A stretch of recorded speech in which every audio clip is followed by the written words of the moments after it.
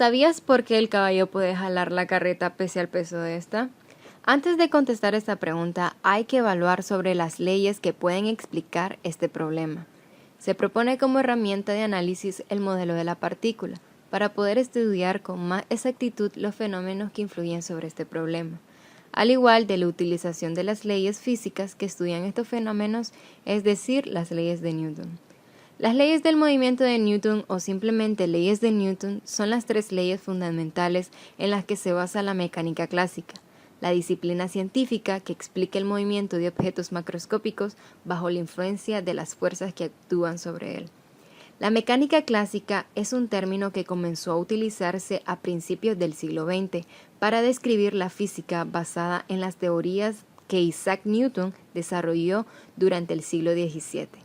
La formulación de las leyes del movimiento de Newton fueron publicadas en 1687, obra Principios Matemáticos de la Física Natural.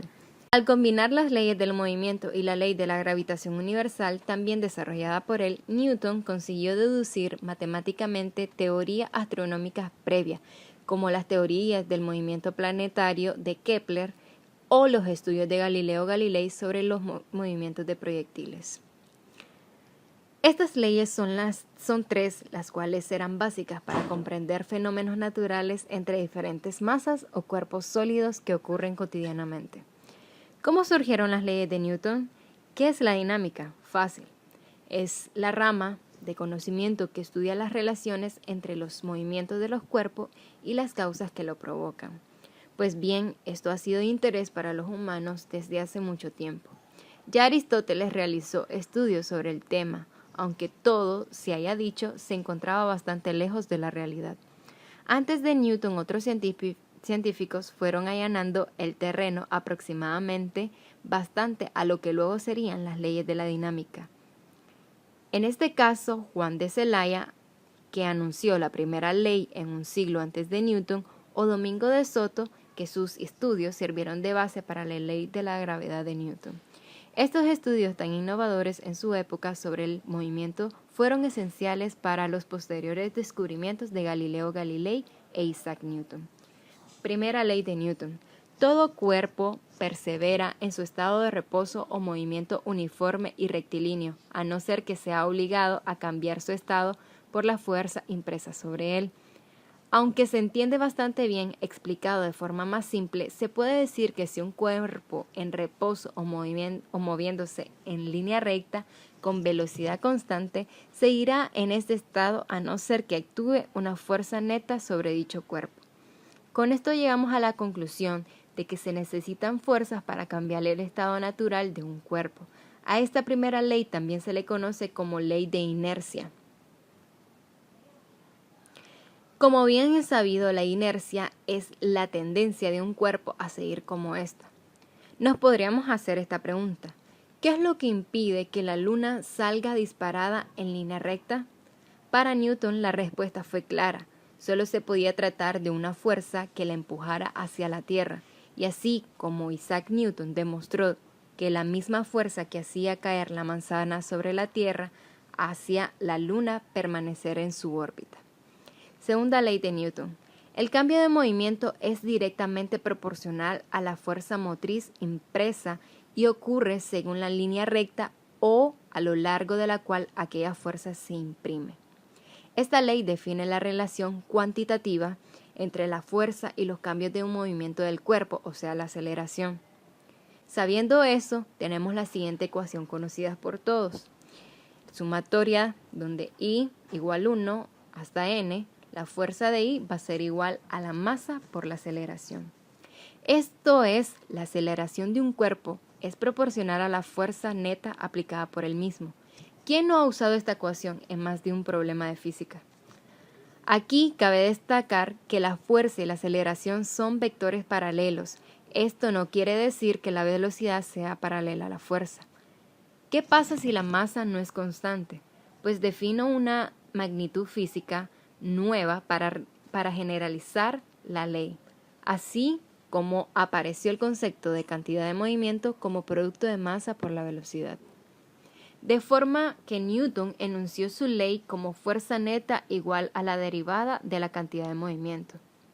¿Cuáles son las aplicaciones de la también conocida como ley fundamental de la dinámica? Dentro de las múltiples aplicaciones podemos encontrar los que ya habrán explicado 1001 vez, como cualquier objeto de caída de libre o el péndulo simple. Pero también encontramos ejemplos mucho más simples. ¿Habéis ido a comprar alguna vez? ¿Qué tenés que hacer para que el carrito se mueva o adquiera aceleración? Obviamente empujarle, esto es, aplicarle una fuerza. Tercera ley de Newton. Con toda acción ocurre siempre una reacción igual y contraria. Quiere decir que las acciones mutuas de dos cuerpos siempre son iguales y dirigidas en sentido opuesto. Esta última ley es muy sencilla de entender. Si un cuerpo ejerce una fuerza sobre otro, el segundo cuerpo ejerce una fuerza de igual magnitud y dirección, pero de sentido contrario sobre el cuerpo primero. Esto es lo que se conoce como principio de acción y reacción. Esto implica que no puede existir una sola fuerza aislada, teniendo en cuenta que estas fuerzas no se anulan ya que están aplicadas en cuerpos diferentes. Como otras dos leyes, encontramos muchas aplicaciones. Un claro ejemplo es que todos hayamos experimentado de niño es cuando saltamos al agua desde la barca hinchable.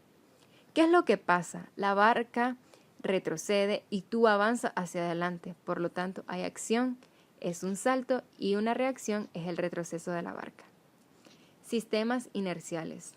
La primera ley de Newton dice: un cuerpo permanece en estado de reposo o se mantiene en movimiento rectilíneo y uniforme mientras la acción de otros cuerpos no obligue a cambiar este estado.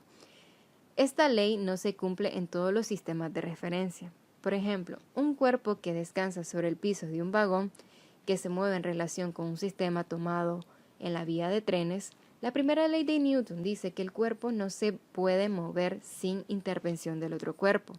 Pero si el vagón se moviera y lograra cierta velocidad y luego frenara bruscamente, el cuerpo antes mencionado sí se movería sobre el piso del vagón. Decimos entonces que el sistema cuerpo-vagón no se cumple la primera ley de Newton. Sin embargo, en el sistema tomado en la vía del tren sí se cumple la primera ley de Newton.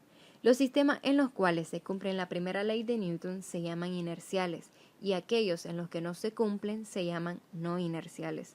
Se ha acostumbrado al estudio de los sistemas inerciales y para estudiar los sistemas no inerciales será necesario aplicar un ajuste.